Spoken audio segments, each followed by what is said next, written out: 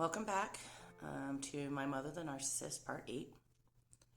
First of all, I'd like to apologize. I know I haven't been here for a while. It's been at least a week, maybe longer. I've been dealing with health problems.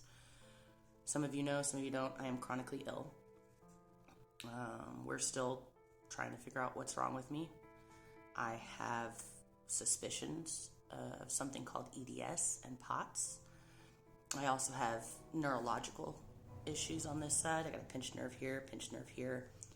I've got a nerve condition here called trigeminal neuralgia. I always say it wrong. And then I was diagnosed with spinal stenosis recently. So that's cool. Yeah, all on my right side. So I'm pretty messed up. As you guys can see, I've got battle scars from the hospital. It's been a rough week. But I'm here. This comment that you saw at the beginning, I just use a comment each video so that you guys can follow it all the way back if you want to. No matter what video you come in on, you can follow it all the way back to number 1 and then just go back. That's always been one of my favorite things that creators do, so I try to do that when I make things like this, so that way it's all connected. This video has brought up a lot of questions about my childhood, this video series. And I have found myself reflecting a lot this week and understanding that a lot of things I was seeing through a child's eyes. And now that I'm an adult, I'm really questioning a lot of things that I questioned when I was younger, but the answers that I was given seemed good enough to me, so I just dismissed my questions. But they always kind of scratched at the back of my head. So we're going to talk back about when my mother, Maggie, and my father, Douglas, first started dating and got together and everything. And we're going to go back to that because I've been talking to him and getting more of his perspective on it. And he says that he wanted to leave before I was ever conceived. And that when he tried to break up with her, she produced a positive pregnancy test. And my mother did tell me that she was pregnant with me when he tried to break up with her, and that's when she told him. But now here's the thing. I was technically born 3 weeks late, according to my mom. And also according to her, my sister was born 3 weeks late, who was also magically conceived right around the time that my dad tried to leave her. Both of us were born 3 weeks late. Both of us. I was 7 pounds, 12 ounces. I'm not sure how much Sabrina weighed. I think she was average birth weight.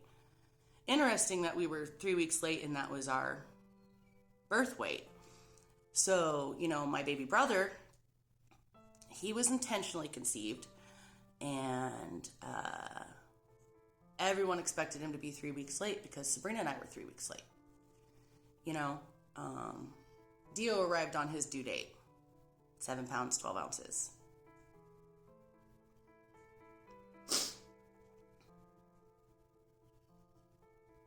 I'm also pretty sure doctors do not let pregnant women go past a certain length of time past their due date.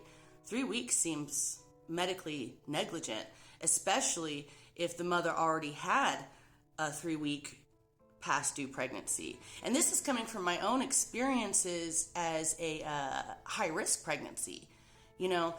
I would think, one would think that if I was 3 weeks late, that her next pregnancy would be considered maybe not high risk, but medium risk. And at least, oh gosh, she shouldn't be this far past her due date. And also, if I was 3 weeks late and Sabrina was 3 weeks late and we were born average birth weight, wouldn't Dio have been significantly underweight? And I would also like to mention that I have an aunt on my stepdad's side who went a week past her due date and had to deliver a stillborn.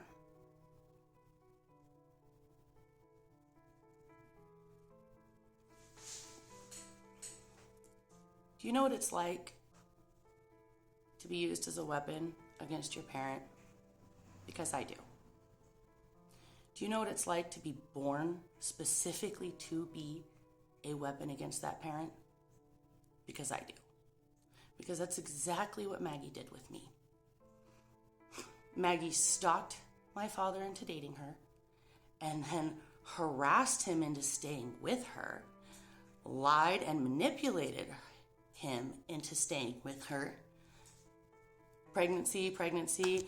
I saw that woman do crazy things. I watched her try to run him over when I was 4 years old. The only reason it didn't happen is because she didn't know how to drive. She couldn't get this car to start. It was a stick shift.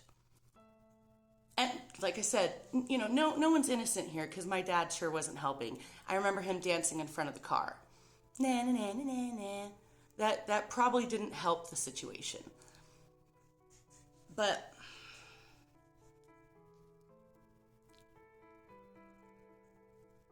I realize she's angry and jealous that he loves me and not her. She's angry and jealous that I'm like him and not like her.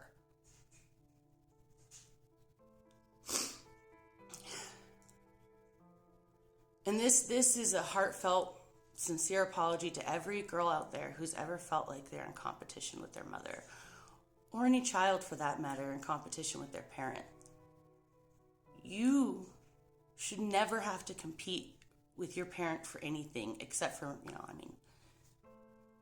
obviously if you're having fun in sports and in games and, that kind of healthy, normal stuff, totally fine. But she always wanted to be better than me in every way, shape, or form. She'd mock me for it. She made sure to post on my Facebook wall that she was skinnier than me when I was pregnant. That she weighed like 3 pounds less than me or something like that.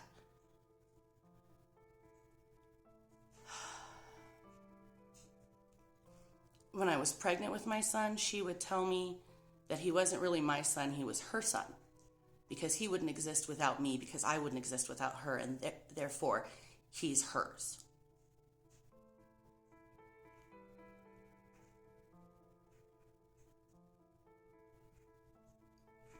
It's like to her, nothing ever has really truly been mine. It's always been hers. She lives vicariously through me, and then when I don't live up to her standards, when I don't do things according to the script in her brain, I'm the black sheep. I'm the bad child.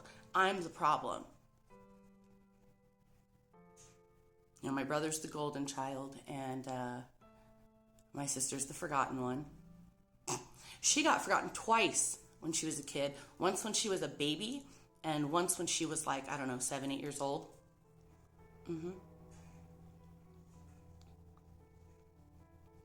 I guess I went to spend the night at a friend's house, and Sabrina was sleeping. She was a notoriously long napper. And my dad came home, and they went out to eat, and they were halfway home before she realized, oh no, we left the baby at home. Fortunately, Sabrina was asleep in her crib. And then there was another time we were supposed to all be going somewhere. I was in the car, the van. I was in the van with my brother. Sabrina was supposed to be in the car with us too, or the van, whatever. Supposed to be in there with us.